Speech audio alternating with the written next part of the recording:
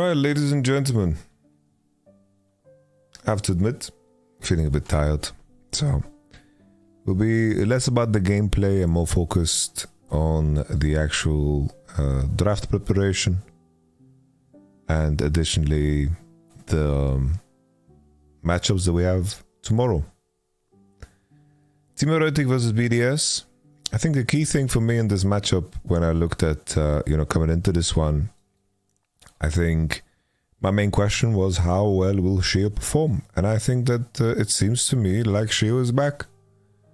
Shio is back, and I think that brings back the bot lane and their potential. And I think that additionally, this series kind of highlighted all of the issues with Team Heretics too. In the first initial draft, you can see the circumstance here where Kaiser gets first picked, and they are very happy to send Kaiser mid. Tristana should be a good matchup into Kaiser. They go Tristana Seju, which inherently doesn't have that great synergy, but at least you can line up for Renekton on 3 or Jax on 3 or whatever melee champion that, of course, Adam feels like playing. BDS chose to ban LB Maokai Rumble. I think the Rumble ban came from the fact that Evi has played 5 solo queue games of Rumble, went 4-1. Obviously, when you have had 2 weeks of prep, you have to kind of build yourself and regard yourself to those expectations. So they banned Rumble. In my mind, Rumble doesn't really fit the identity of Team Heretics, but at the same time, I feel like Rumble currently is insanely strong. Good lane phase, good items, and also good spikes. I think Rumble's super strong, so I get it, right? Kind of removes Adam from his point of strength.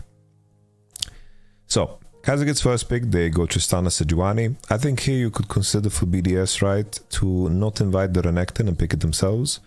A lot of people want to talk about Adam champion pool.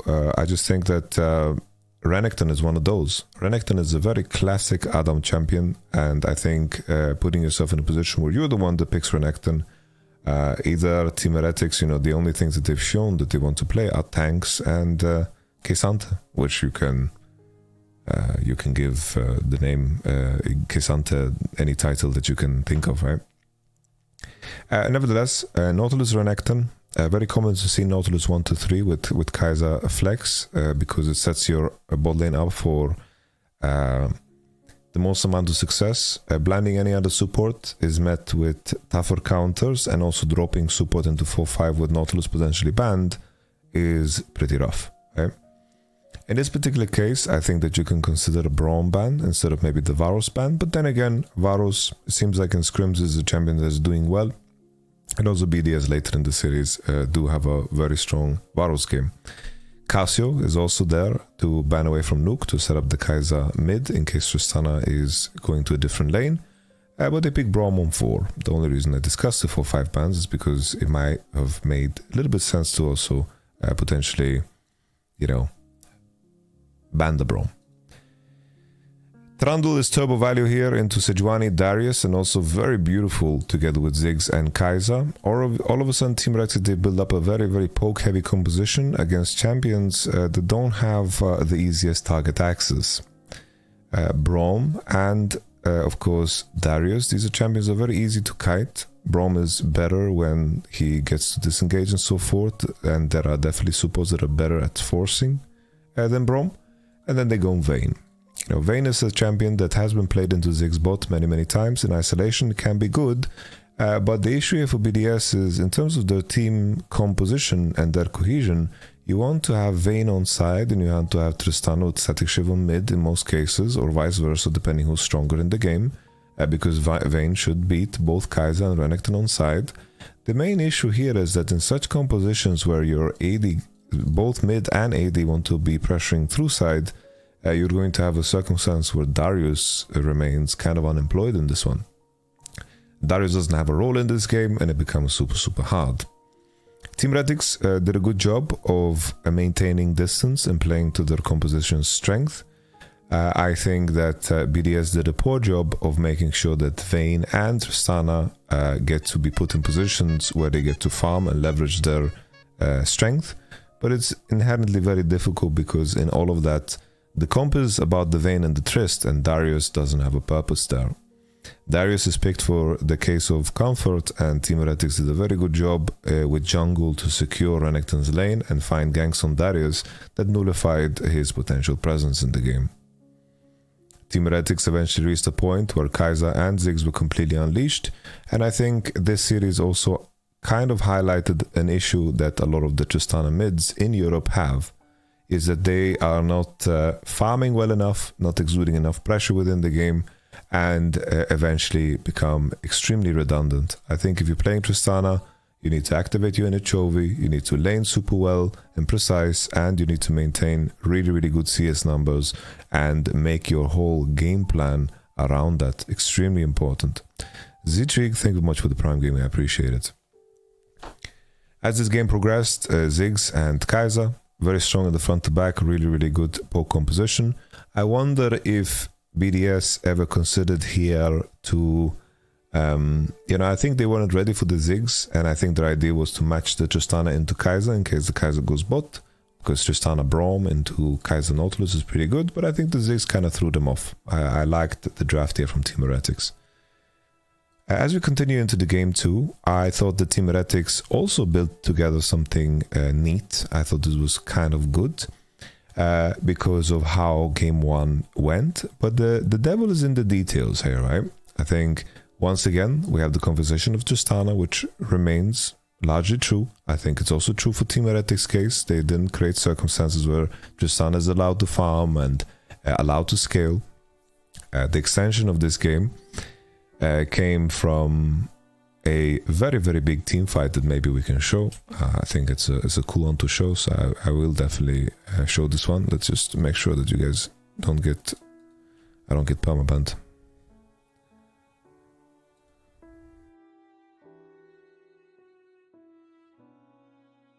So the game conditions are relatively fine for Team Heretics. The whole composition revolves around this idea that they need to be scaling, right? Blue side composition, stronger in the 3v3, hard to pressure the Zeri off the wave bot after she has static shiv. Rel needs to connect with the jungler. Lilia clears faster and fights better. Renekton strong into the K'Sante lane, but red side does scale super, super well. But we had the situation around mid where there was a really, really big fight. Maybe in a situation where they CC chain here, the Rel. Maybe there's a circumstance where they can one-shot her, maybe the TP of K'Sante can come earlier, maybe this can be a good fight. But the fact that this fight occurred so early on in the game and Lavrov didn't get CC chained into death, he did indeed, get this wonderful combo of crowning ults on 4 and then the follow-up, of course, from the rest of the team. And now this composition is much stronger early, got accelerated super, super hard, gold lead, 5,000 in the favor. Because keep in mind, all this K'Sante TP'd and they won a 4v5, so Renekton got a full turret top and the game just continued. If BDS are in these game states, they can definitely close out games well. This is not the type of BDS situation you ever need to be worried in. So once again, Team Heretics had this composition that really needed to scale down and take it easy, tank a couple of Drakes, tank a couple of Heralds, and then look to convert on 2 items. But BDS were put in this fight situation, they won 4v5, maybe they could have executed better and gotten some value, but they rushed and really they got punished hard for it. Here I think is an example of what we see frequently, right, is that Kai'Sa and Rel usually get traded. And here there's a situation where the enemy gets Rel and you take the Tristana, and I think Europe's evaluation of Tristana is just very off. Currently the 2 strongest, or like the only great Tristana player we have really is Caps, and Caps is in form and performing well. Now with all this information, BDS kept Rumble ban, and BDS now coming into red side, they decided to open up Rumble. They opened up Rumble and they kept the Maokai ban, and Larsen is decent, sure, yeah, Larsen is decent, I think that's fair. Perks is also a good Trist player. Arguable, but okay. Probably Perks is strongest champion. Doesn't matter. Tristana gets first pick, LeBlanc is out, Kai'Sa, Maokai, and Rel gets banned here on blue. Tristana gets first pick. So the same question, right? Same thing, same thing. BDS just slammed Renekton Jace, and they are saying we'll be able to find an AP jungle on 3. They basically ran back the same exact 2 champs, and they recognized that, Evi doesn't have an answer into Renekton. He doesn't have an answer into Renekton, which makes things very, very problematic to them. So I mentioned before, right, if you can find space here to pick the Renekton, for example, Renekton Seju, sure, maybe the enemy team picks Tristana and they have a double flex, but you can maybe pick Xayah on 3 and then play the game. Maybe there's something there just to find value. Because I think Renekton kind of, gets heavy in a position where, he can get through lane, and Renekton's pretty straightforward to play. Tristana, Renekton, Jace, Ivan, Nautilus, Gragas. So here it doesn't look too bad. You secure your bottom side, Gragas. You remove Seraphine, Ziggs.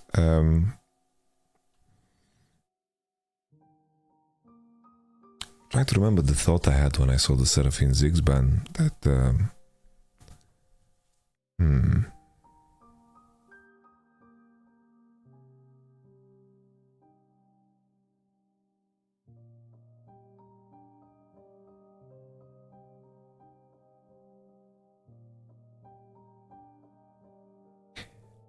Well,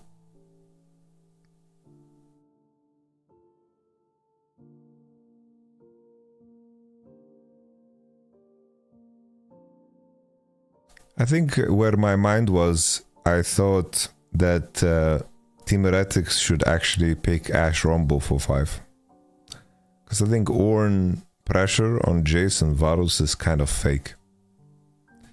It's like picking up Aphelios into Gragas, Varus, Jace is quite difficult, I think. Very hard to play Aphelios. I thought they're gonna pick Ashe and Rumble here. But they stuck with the Ornn, and Ornn doesn't solve your problems here. The enemy team is very poke heavy already with the Jace, Gragas, Varus. They can keep you on distance. They have very strong lanes already. And Ornn is not gonna solve your problem. Aphelios, has been nerfed, but is still okay strong. I don't think it's that bad, but it didn't work out. And then Rakan on 5. Some people were talking about picking Leona here, but I think Rakan is just a better champion. I think that you don't want to give enemy cleanse value for no reason. You already have Varus, and Rakan is perfectly fine in Nautilus, I think. It's not like... I don't think it's a hard counter or something like this. This game, the way it played out, I think the main issue for Team Heretics is that they were so bad at choosing the timers to actually gank the Renekton. If I just fast forward through some of these moments, they were using a lot of resources to try to pressure the Renekton, and they found ways to have Tristana ahead. She was in good conditions, but look at now every moment in time where they try to commit all the way to kill the Renekton. For example, like in this moment here, Adam already took the wave, he already took the turret, and they're committing all the way on a play where they don't have tempo. The mid wave is already there, the Jace is pushing out bot. They're paying such big prices to actually pressure Adam. It's like all on TPs, and it's just altogether a disaster, Varus is hitting, Jace is hitting. Terrible, terrible, terrible. Very painful to see this level of awareness and frustration that they need to force things when they're playing a comp that, with one Drake and the Tristana condition, you can just send Tristana into Renekton, match, he has Mercs, Tristana can win, and then maybe Ivan can play with her, Phyllis on the mid wave. You can take it easy, you don't need to rush. There was also a moment earlier in the game where a very similar thing happened, where, Ornn conditions were relatively good. He was doing well into the Renekton. Renekton was not getting platings, and Evi was laning fine. This is something that Whipple pointed out on the stream. Which I think is perfectly fair. And instead you have the situation where I think that the Ornn TPs, they don't get the play in because they feel like they need to force, and Ornn is just sacking his whole top side again. Always overforcing. It felt so strange. Like Team Heretics are rushing when it's not necessary. And these gold swings just add up. And we mentioned already this play as well. It gave them a massive gold swing. And then the continuation where Team Heretics are just hard forcing.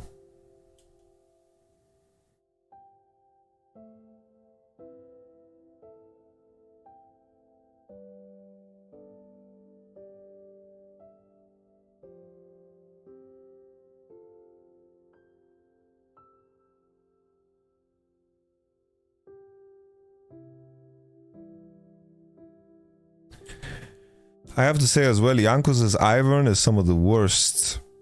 Was one of the worst Ivern I've ever seen. Like really terrible. Like his Ivern was horrible. Really bad. It definitely looked like one of those first time Ivans. I have to add though, I think Ivern is not a super easy champion to play. It's like it's easy to be useful with Ivern, but daisy control and so forth, like you can't just be feeding the enemy 50 gold all the time. Another thing that seemed so desperate from Team Heretics is just the top dive. I'll show that too, because you know they managed to secure good conditions, 1-for-1 bot side. You know it is in the end of days, but here they Ornult when they don't need to. What on earth is happening here? Why do they feel the need to dive this Renekton with an ult? There's no wave, and Viteo's not on time, and then they just go. Like, this was insanity. Insanity. Why are they rushing? They're playing Ornn Ivern, guys. Ornn Ivern is rushing. Were they rushing or were they dragging? They were rushing.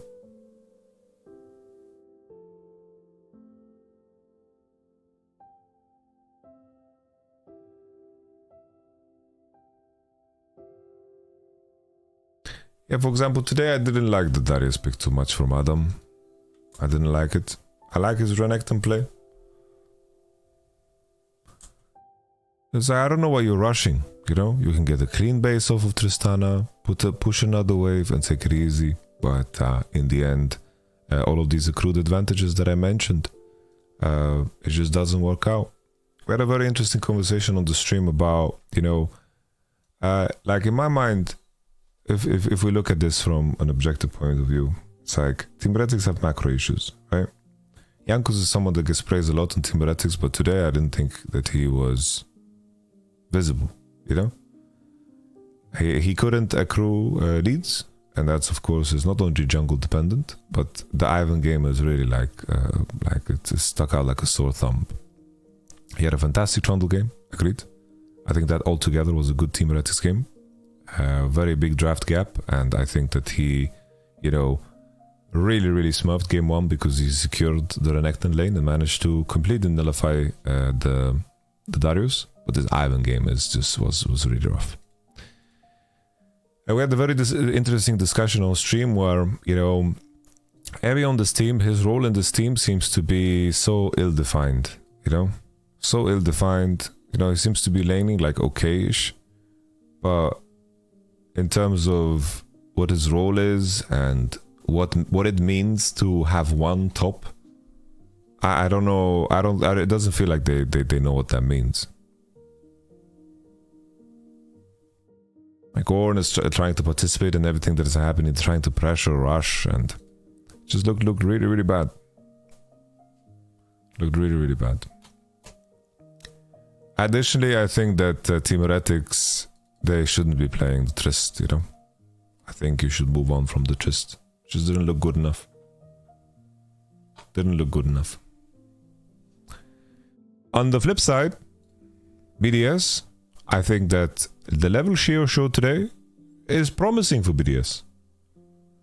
I think that BDS with the level that Shio showed today, I think they should look like the second favorite to make it out of this group. And I think that Nuke also looked very comfortable on the Jace. And Nuke is the type of player, you know, you're very, very happy. Very, very happy to be playing, you know. When Nuke finds his champs, you should be very happy BDS fans. And I think that his Jace today was very sufficient, was good.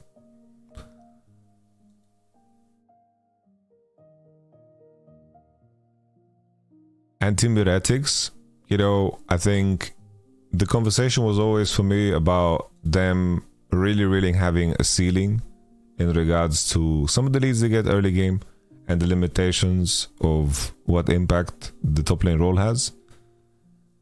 And that is a massive problem when the other teams begin to become better. So we continue to the second series of the day. You know, G2, I thought that they drafted a very risky draft. But that's the G2 way, right? They went Kalista. I don't think that this is the most comfortable Kalista game to play. But Kalista is the type of champ that you lock in when you want to snowball the game and make it fast and make it quick.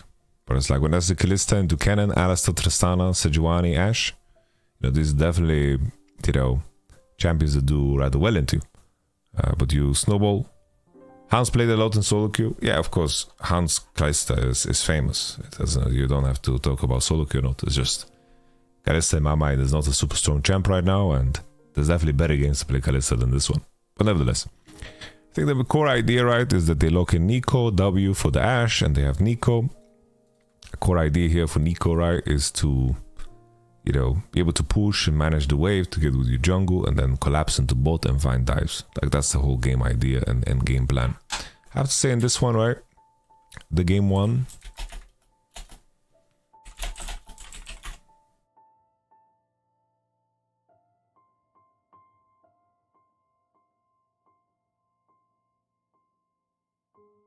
I just want the full game.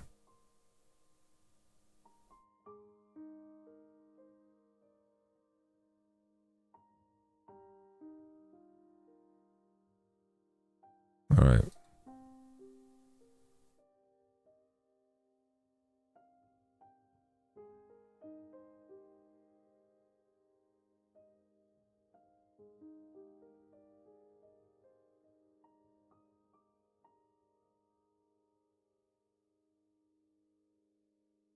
All right. So Broken Blade was in big trouble. Wave was frozen. He was getting snowballed on. They lost to Rift Herald. It's like they traded bottom side for this. In this game, G2, you know, they really need to find a way to snowball the game. Very important. Each Drake needs to be theirs and so forth. Good buffer here from Larsen to get out. You know, here, if like Koi won so hard, if they just take it easy, you know. But they were looking for more when it wasn't necessary. Malrang also crossing into Yike. Here, eventually, you get to this point where G2 recognize the position and they're trying to find engages around mid lane. But, you know, the craziest thing occurs. So we talked about how red side with time, 2 core finished and onward, they're going to be so strong in this game. They can take it so easy. But G2 really get gifted a gift here, you know? Larsen's farming well on side, he's pressuring. You know, in this game, Larsen laned super good because Nico didn't have any room to breathe. She lost level 1 and she couldn't get level 2 first and lost all of her HP in the lane, which completely nullified what Nico wanted to do early game. And also additionally with Shigenda's lane phase, things were looking very good. Very good. And now we have this situation where G2, you know, they need to contest the mid waves, and the only way they contest the mid waves is if they hard force, so they're going to actively look for this. The Ashe arrow goes onto Hans Sama, he holds cleanse rather long. And G2 commit all the way. Yike burns his flash and his smite and he tries to engage, but Koi go out of it unscathed. And all of a sudden you have the situation where Koi is 2k gold ahead because of Tristana conditions and also Cannon conditions. And they are about to take third Drake. What does Koi do? What does Koi do? Massive throw. Massive throw, ladies and gentlemen. Massive. Larson once again, smooth buffer. Shigena flashes in. For what reason? God knows why. Drake is for the taking, guys. Drake is for the taking. You could deny soul point, you could guarantee yourself making sure that this game reaches 30-minute mark, unless G2 do like a neat, nice Nash conversion. But the enemy doing Nash might be, you know, the seed that plants your beautiful victory. But instead you have this hard force from Tristana and Cannon, where they're chasing demons and ghosts, when the game was in such a good state if you managed to secure this Drake. Why did Malrang suicide into tower? Did he? Where?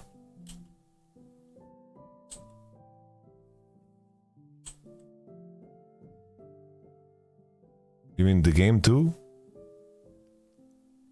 I don't know why you were bringing this up now.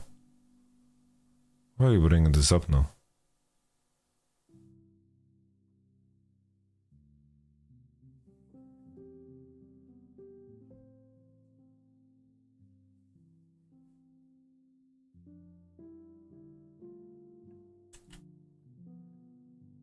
But yes.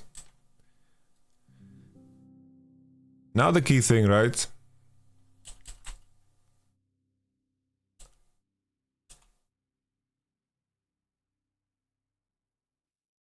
I really like this attempt here from Koi because they pressured the right space and Jax showed them bot wave. So they just hard force around the Nash area. G2 feel pressured because of the, I don't know, they have blue chink on Kalista. I don't know if it's a visual bug, but they feel pressured to face check and spot information. And I really like this play from Koi to leverage the fact that Jax is on bot with no TP. Good awareness, good force. What I wanted to highlight, right, is like in this position here for G2 is imagine a situation where this next Drake didn't feel like we have a must fight kind of dragon. I feel like this game would have been smooth sailing.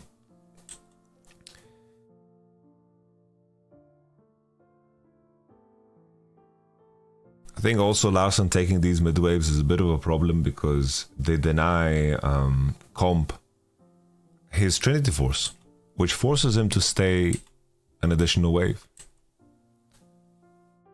So here, just because Larson lasered the previous wave,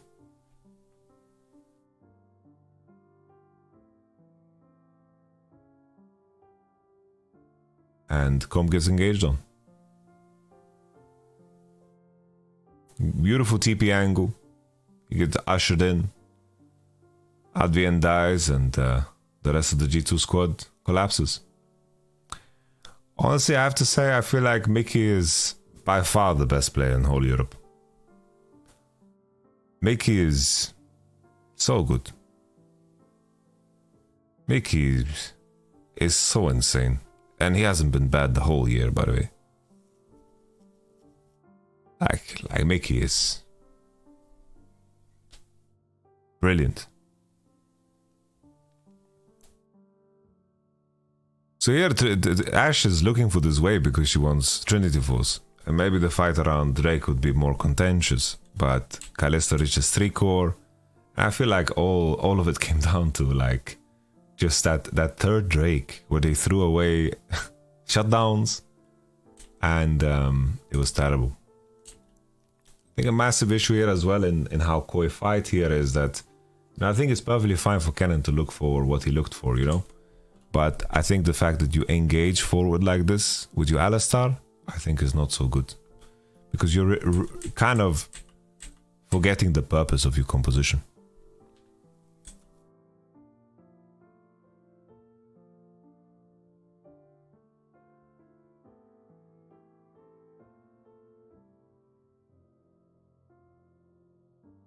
I think she already had Trinity after she died. She got Trinity and Dagger. Oh, that's fair. Fair point. Yeah, I think the issue here is that you use Alistar combo and Seju spells, and I don't know why this Tristana went melee. He just went melee Tristana. Like he just W'd into Nautilus ult and then got sucked in by Rel. It was very chill. Okay. Coming into game 2. So Koi is in the room. They're in the war room. Alright guys, we just threw this game against G2. We have very strong early game. Well done Shigenda. Larsen, the Tristana's looking good. Did Mickey hook that Trist mid-air? No. He missed the hook and then he ulted Cannon. But the way Nautilus works, he didn't even ult her. He ulted Cannon. And the way Nautilus works is he ults in front of themselves. He slams the anchor. So she jumped into Nautilus. I guess you just have to play with caps and you consider the best in your position. Happen with every player. Should I engage in this conversation? I think you are doing an extreme disservice to Mickey, and additionally you're doing extreme disservice to me, whose stream you're watching. I obviously am qualified enough to judge how strong a player is based off of their own individual performance.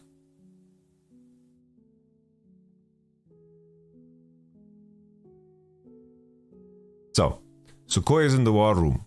They say, wow, they just pull out the Kalista. We played the Ashe, it didn't work out for us. Let's think, what can we do next?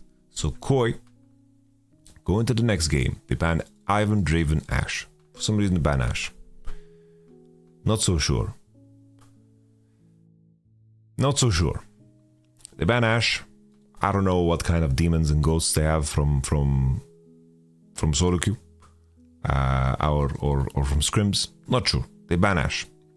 First pick Maokai and the enemy picks Trundle Kalista. And once again I thought, wow, this shit is crazy.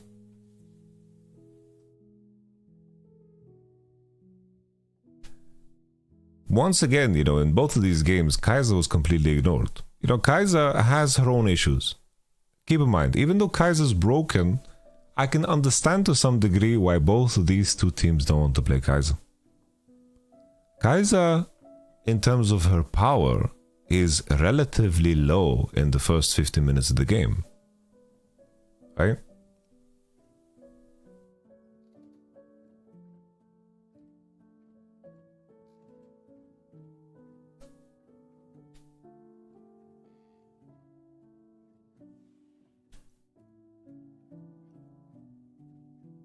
So here in this case, Maokai gets first picked.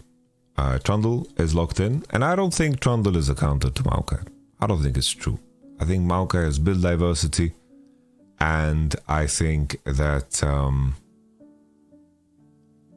all is good, you know? It's like, Maokai doesn't need to W to win. That's what makes Maokai so OP. His R and E and Q is enough for Maokai to have insane value. You, like, when Trundle is picked, you're like, okay, I will never W in, and that's it. I can go phase rush if I want to. I can go first strike. I can take it easy. No problem at all, right? I don't think Trundle is a great pick here. Kalista, maybe there's something I'm missing about Kalista. But they're playing this identity where they hard force and they play and so forth. You know, all is good. Here Koi decided to change it up. They pick LeBlanc instead of Trist. I think LeBlanc is really OP. And I think in Koi's state of mind, they're also thinking, oh, the enemy is already showing Trundle, Kalista, Tristana. Them playing Tristana, Trundle maybe is less likely. But the key thing, right, about Tristana is that she can go static, right? And I think that damage mix is not super important when it comes to having AD heavy. It's much more important when you're AP heavy.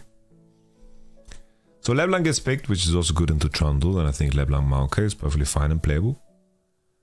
And Nautilus gets picked. We already talked about why Nautilus gets locked in 1, 2, 3. I think Nautilus is definitely one of the champs that is weaker into Trundle, but Rakan is out, and probably you just want to play a melee engage support, right? And Nautilus is perfectly fine into Kalista. Tristana gets picked, common counter into LeBlanc. You could maybe ask yourself if you picked Tristana here, but I think maybe Koi just picked their poison, you know, are you going to play against Caps LeBlanc or Caps Tristana? You go into 4-5 and for some reason you give up Braum, right?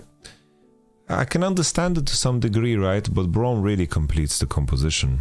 I think maybe they were in the state of mind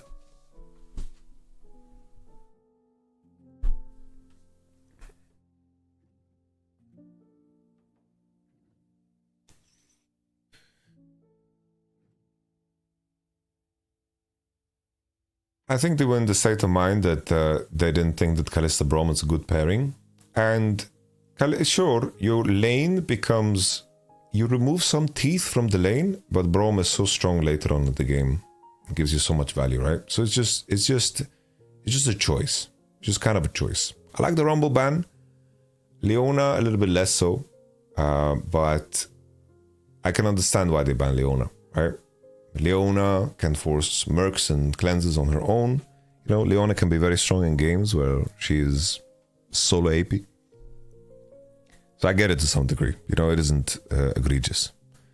G2 banned Varus and they banned Gnar. Gnar was the answer into Jax, and they choose to go blind pick Jax again.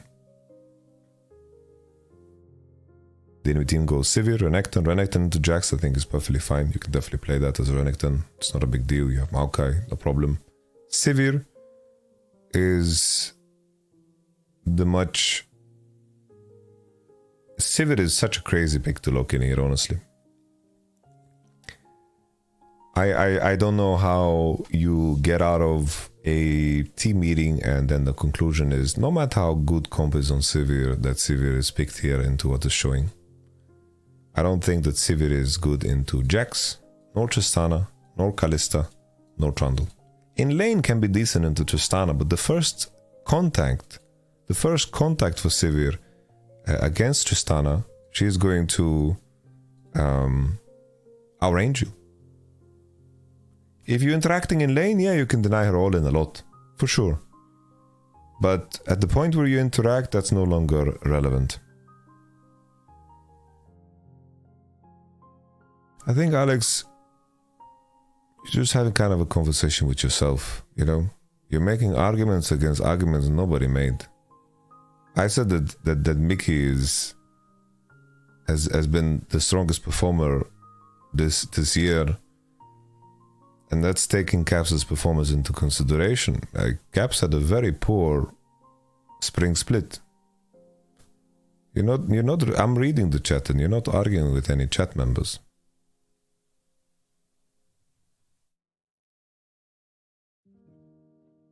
What do you pick here?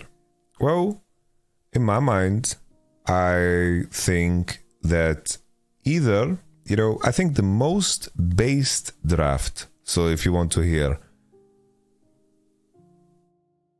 my take on the most base draft that Koi could have done, if they went Maokai, LeBlanc, Tristana, and they sent Tristana into Kalista, I think they would have had the fattest checkmate ever.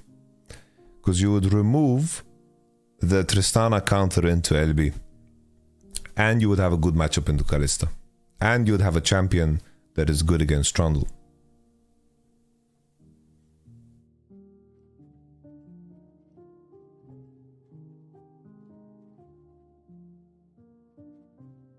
So basically you go Maokai, Tristana, LB.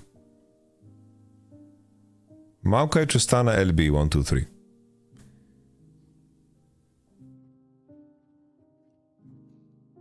And then you go into the second phase and you just pick support and you pick... like enemy is showing Kalista already. You can play Trundle, you can play Nautilus, you can even blind Braum. You have options. The enemy will play Kalista with a melee support. And maybe Thresh. But that's okay too. This game was, you know, Koi tried to camp top and it was mildly successful. You know, they managed to get some advantages because BB decided to play insanely disrespectful. I thought that, yeah, this was such a Malran classic. Malran classic. You know, I don't know why he, like, his pathing this game was Raptor, Wolves, Gromp into Golems. Top crap.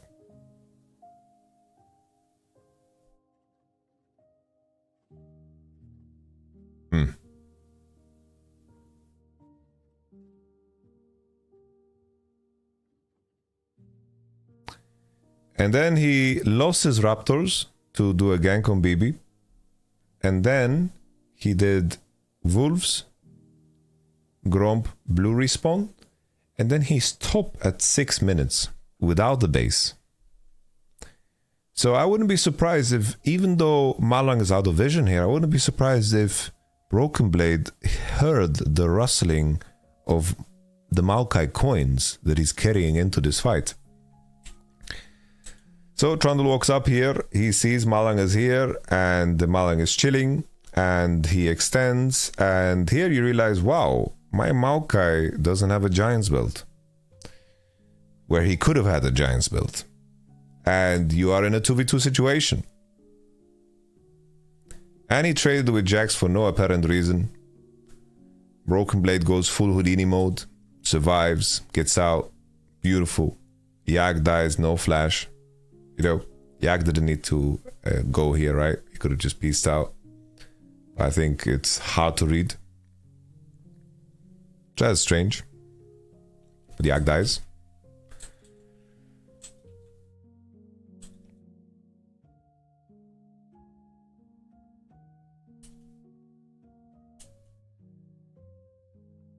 There was also, before I mentioned this, there was a Gankum bot where Sivir died, Ambert and Flash Ghost, and the rest of the lane phase is going to be painful after that, you know?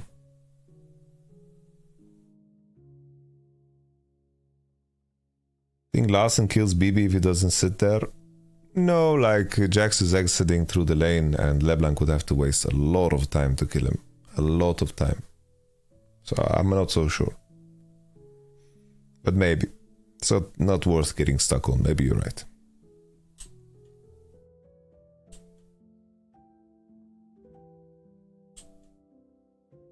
Trying to remember what broke this game open, but I think it was just...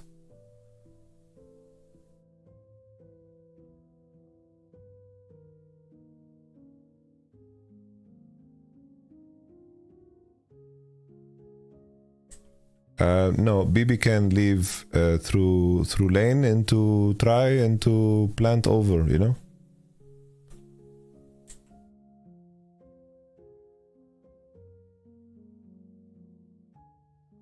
The thing is, all Malang can do is he can go bot and just hope that he defends the dive.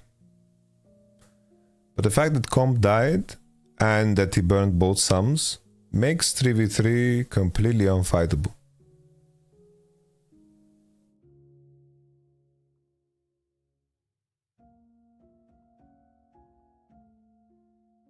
And also, you know, the fact that he pulled the wave while he fought with Renekton makes the wave crash, you know? Makes the wave crash.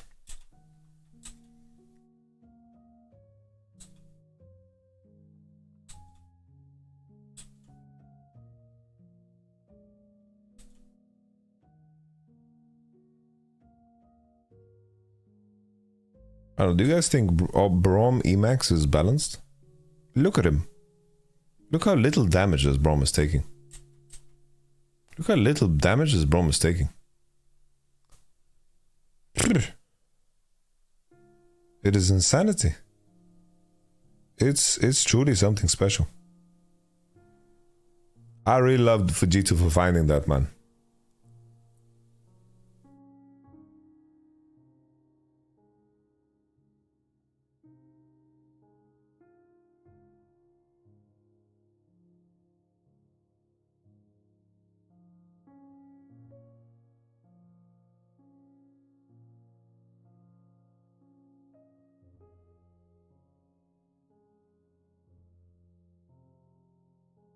He decided to R-Brom for the CC rather than like him surviving. Now at this point, you know, the biggest issue is just that through the extension of everything, Tristana's too strong on side, is ahead of the curve of DLB, can win side. Kalista wins the prio mid because there's no mid turret additionally, and I feel like whenever G2 is ahead, their mid game and late game is so much better than everybody else's that it's like you need to beat G2 early and hold on. You need to either outdraft them or beat them early and really hold on. Could Koi do something at this point to come back into the game? I don't think so, because it's so polarizing, you know? It's like in the fights, Braum is too strong, so 5v5 they don't win. In addition, they lose any type of side game. Tristana beats LB, and Jax does fine into Renekton. Renekton is not going to be able to progress the game enough to do anything significant, even if it is lead. The last thing I just want to show is that I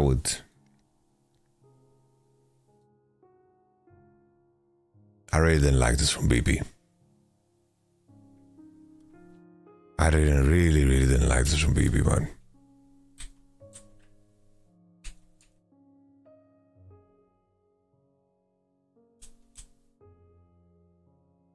This from BB.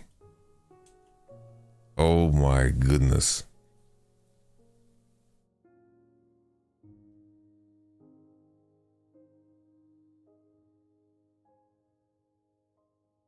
I'm gonna make tilted and tilting a banned word from the chat. I think BB was kind of tilted from the camping tom. How does that matter? How does that matter? Now what is he doing? What is he doing? I would be fuming. Fuming. If my top laner did this. I'd have a stern conversation with him. Stern conversation with him.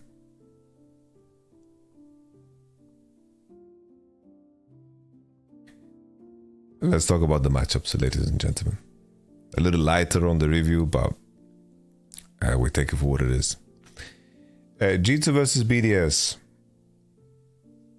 I think BB plays the right champions. Yeah, of course BB knows that he fucked up there. A lot of the things that we review, pro players know that they fucked up.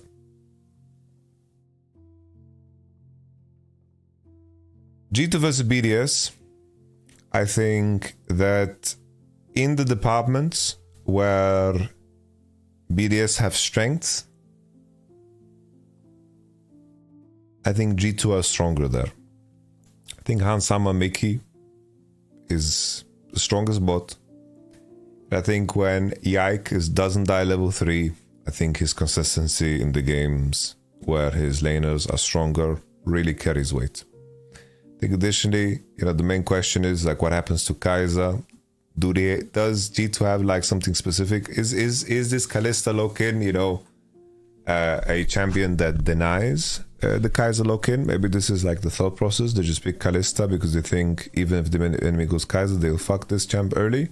Which is fair, right? It's like Kaiser is relatively weak early game. She just scales and in most games can have an easy time hitting those key items. Because range supers are rather weak. I think G2 is just better than BDS at everything that I would consider as BDS strength. And then I think BB shares enough champions with Adam for them to be able to target things and to share things. I think BDS's best bet for Adam is to just play Renekton, and I think that G2 is very happy to play against Renekton. I think a very big edge as well that G2 has is that they can play the Tristana, they can play the Jace, and Caps looks in form. And I think that they connect in mid just better. BDS need to maybe find some draft edge or something like this, but I doubt it, It's like, what are the draft edges that you can have as a team currently on this patch? Do you play LB? Do you play Rumble? Do you play Kaiser mid? Kaiser AD? Do you play Tristana? Do you play Rel Flex? Do you play Nautilus Flex? Are you willing to play Poppy Flex? Zaya Rakan? I'm going deeper, right? We already mentioned all the S ones. And I think BDS is lacking a lot there, right? BDS, no Rumble, LB ban, right? LB ban both sides. No Rumble, no Rumble. LB ban both sides. Terrible Tristana play, right? These are concerns. G2 to me is heavy favorite. Heavy favorite. Heavy favorite.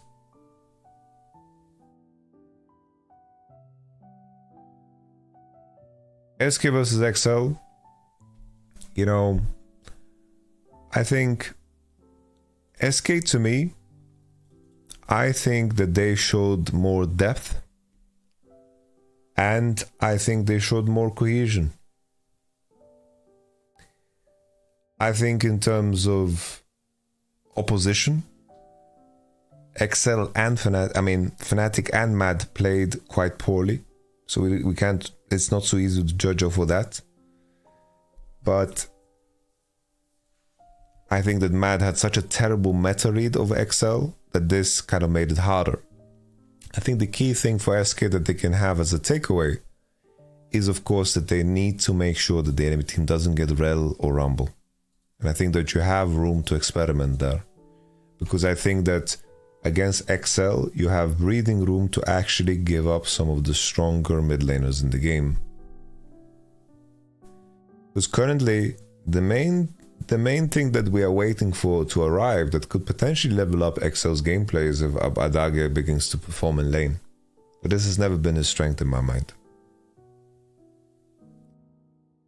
So, I think the key thing here, I don't understand why on earth Mad went into this game and they just banned Tristana Xayah on blue and gave Rel Rumble again. This is not something that SK will allow. And I think that XL had more of draft edge wins, and I think that SK, they had a lot more elegance in their wins, in my opinion. And I think that through this, SK should be favorite.